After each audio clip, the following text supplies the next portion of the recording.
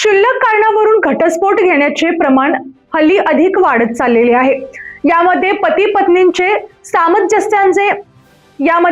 पत्नीने सामंजस्याने वागणे आवश्यक आहे। कौटुंबिक न्यायालय हे विस्थापित कुटुंबाला जोडण्याचे महत्त्वपूर्ण माध्यम म्हणून काम करते। खऱ्या अर्थाने ते दुवा आहे असे प्रतिपादन कौटुंबिक न्यायालयाच्या न्यायाधीशांनी अर्पणा वाईकर यांनी केले। तर पाहुयात आजची सविस्तर बातमी।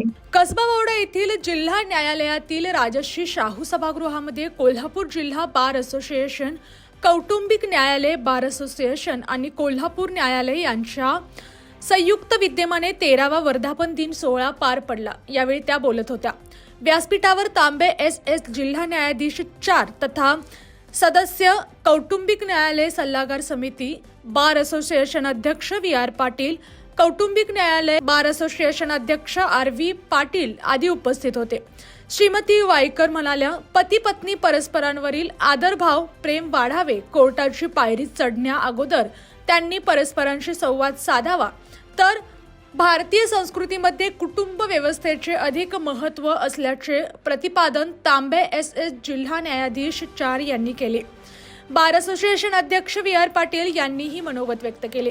यावेळी पती पत्नींमध्ये म्हणजेच पर्यायाने कुटुंबांमध्ये न्यायाची व सलोख्याची भावना दृढ करण्यासाठी कार्यरत असलेल्या विधिज्ञाचा तसेच समुपदेशनाच्या माध्यमातून पुन्हा संसार वेल फुलवलेल्या बहरलेल्या अशा प्रत्येकी 7 दाम्पत्यांचा मान्यवरांच्या हस्ते गुलाब पुष्प, स्मृतिचिन्ह व गौरवपत्र देऊन सन्मान करण्यात आला। या प्रसंगी काही दाम्पत्यांनी तसेच विधिज्ञांनी आपले समयोचित विचार व्यक्त केले।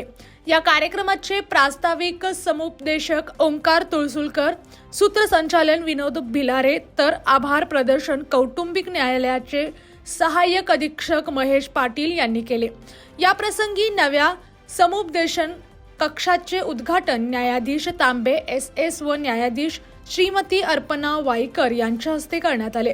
या कार्यक्रमासाठी इतर विभागाचे न्यायाधीश तसेच विधिज्ञ मोठ्या संख्येने उपस्थित होते। या आणि अशाच बातम्यांसाठी पाहत रहा SP9 Marathi, your time your news. धन्यवाद।